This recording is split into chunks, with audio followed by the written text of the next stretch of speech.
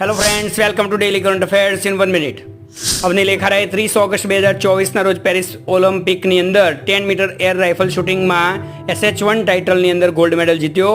આ સાથે para Olympic ગેમ્સના ઇતિહાસમાં 2 ગોલ્ડ મેડલ જીતનારી પ્રથમ ભારતીય બની ગઈ છે. National hydro power corporation limited NHPCને ભારત સરકાર દ્વારા નવરત્ન કંપનીનો પ્રતિષ્ઠિત દરજ્જો આપવામાં આવ્યો છે. સુરેન્દ્રનગર જિલ્લાના તરણેતર ખાતે યોજાતો લોકમેળો આ વર્ષે પણ યોજવા નિર્ણય લેવાયો છે. તારીખ 6 સપ્ટેમ્બરથી 9 સપ્ટેમ્બર સુધી આ મેળો યોજાશે.